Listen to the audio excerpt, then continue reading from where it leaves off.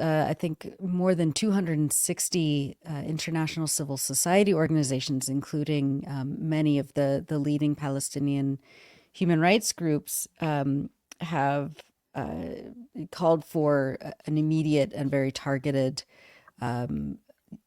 boycott of any manufacturers around the world that has anything to do with making the F-35s, which are the jets that drop the 2,000-pound bombs. So the matrix of this infrastructure of Israel's violence and genocidal plans is just, it keeps grinding on, even if, as Professor Pape says, this is the beginning of the end of Israel. So yeah, a lot to cover there. 76,000 tons of military weaponry to Jesus, drop on that's Gaza. unimaginable number. And they're proud of it, right? So that Yeah, was the of point I was course. trying to make, is that Right. they're like, "Hey, how can we communicate with our people?" And the two ways they communicated was by sending their chief of staff out with their most elite forces and saying, "Don't cry. Don't cry looking at these Hamas, these Qassam fighters. It'll be all right." And then there are other messages. "Oh, look, we got a huge shipment of bombs that have no military purpose in Gaza except destroying infrastructure." And that's what they're proud of. They're proud of, this is Yeah. the biggest in our history. So since October 7th, to fight a besieged enclave, a ghetto that isn't able to travel in or out, cannot get supplies from the outside, Israel has to be so dependent that they brag about getting those shipments. So it is remarkable times. Yeah. And when we think about this second phase that's being negotiated now, um, John, talk to us about, assuming the second phase goes ahead. Obviously, there's detail. Let me ask the question this way: what is to be negotiated and what is known about what it will look like? Nothing is known. The way that the deal, they were supposed to be negotiating for stage 2 3 weeks ago, more than 3 weeks ago, and it just hasn't happened. They're not doing it. They're just straight up, the things that need to happen, the people that need to sit face to face and come up with the formula for how much the exchange is for each of these soldiers, and who they are, their names. This is all a process. That hasn't happened, and then that's supposed to, so phase 1 is supposed to dovetail into phase 2, which is then supposed to dovetail into phase 3, which is the full reconstruction of Gaza and the end of the siege. And that's obviously a very important point. And that's the stage where the deceased are being exchanged, is in phase 3. Phase 2, this is the point, we're 1 week away from, or 2 days away, Saturday, from the point where it's unclear what's going to happen after Saturday, because the way the deal is written, they were supposed to be well into these negotiations. I just saw, while you guys were doing those great interviews, that '𝐓𝐿T𝐶 spoke and he walked back Trump's Riviera plan. And he said that he was committed to stage 2.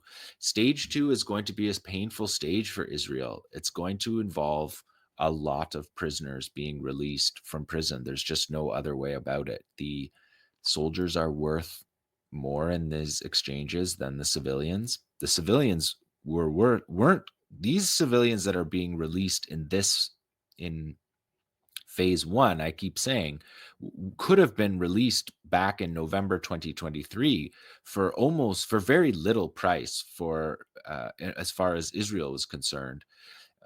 But when Israel refused and went back to war, that's when Abu Ubaidah, the Qassam spokesperson, said the price is going up. The price of the humanitarian exchange is no longer valid if you go back to war on this not finish this exchange. And so that's why we've seen the number be so large, 787 security prisoners, is because Israel didn't continue to do this in November 2023.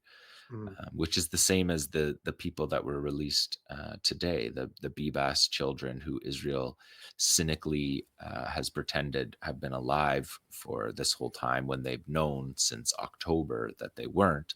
And the Mujahideen brigades who took that family in Khan Yunis, from Nur Oz to Khan Yunis, they said that they were, them, the children, and the captors, the guards, were killed by Israeli airstrikes.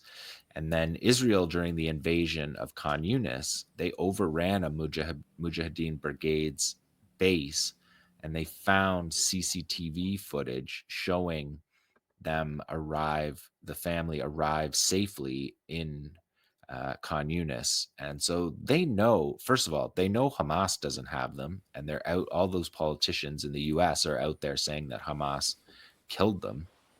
Hamas never had them at any point. What Hamas was going to do in the humanitarian exchange, they were killed 20 days, according to the Mujahideen brigades, they were killed 20 days into October, 20 days into the war. So right around the time of the ground war beginning. And what Qassam was going to do was release the father, who was captured separately, they assumed he was a soldier, and he was captured separately. But Qassam was going to release the father, who was released last week, as a humanitarian gesture to bury the family, because the family was killed by Israeli strikes. So that's the story Israel of what refused. we're seeing today. And Israel refused. Yeah. Israel refused. And then at first, Israel said that the fact that the Mujahideen brigades were the ones who captured them were proof that that it's not just about Hamas and we should destroy all of Gaza. That's what the excuse they used from November to January of 2023, 2024. And then they think that everybody forgot that. And so now all these American politicians coming out saying Hamas murdered them. They murdered these children. It's been very noticeable to see the incredibly cynical campaign that Israel has really deployed in the West, as well as amongst their own population, of the last months, about the Bibas family in particular, when they knew that they were all dead apart from the father. Very tragic. Not the fault, not the they were not killed by Palestinians. We've seen the most really terrible genocidal pronouncements about it, like tweets and things saying that Gaza deserves to be leveled because of the killing of these children and so forth, and completely ignoring the Hannibaling of these and so many other Israelis.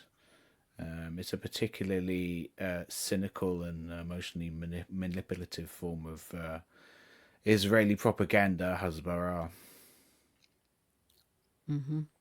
Yeah, killed in airstrikes by the Israelis, and that was said right at the time. It was said by the Mujahideen brigades. Qassam was the first people to list their names, to say that they were killed, because that was part of that came out on the last days of the November ceasefire, because Qassam was saying, if you give us time, like if you don't end this exchange, we can get you more living captives and the captives that you have killed, and we can get them to you. And Israel refused. They wanted to go back to war so badly that they wouldn't even wait for the day to go and get them from. And these Israelis, I mean, it's very cynical, but these Israelis are more valuable to them as propaganda in Gaza than as people who could have come home from the first days of this whole situation when Hamas said we want to release all the civilians.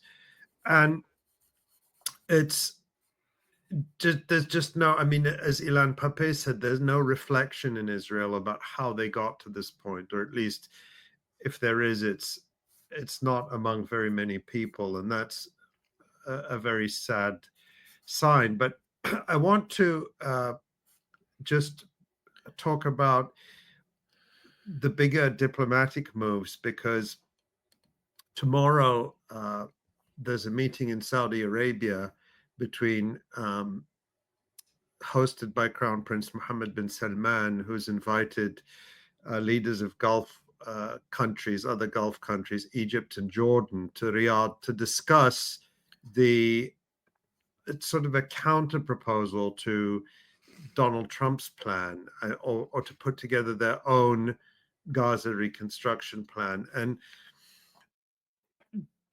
there's something very sort of odd about this, because everyone is saying they reject Trump's plan, the Riviera plan, which, as you mentioned, John, Steve Witkoff, Trump's representative, is walking back and saying, oh, it's just his vision of a better place. It's sort of pie in the sky. It's not a real plan.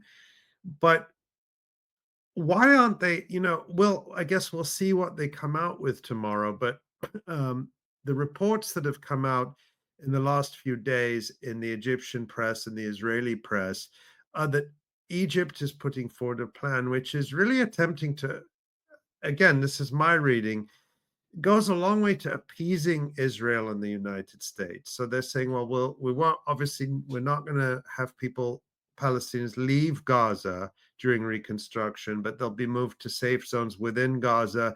Then we'll come in with the heavy equipment, we'll clean everything up, and Egyptian companies will lead the reconstruction, which I suppose would be great for them, because there'll be a lot of work in that, or a lot of business in that. And then the question they're all hung up on or vague about is the so-called day after, the governance of Gaza. And Hamas has said, we don't need to govern Gaza. We're happy to come up with some arrangement.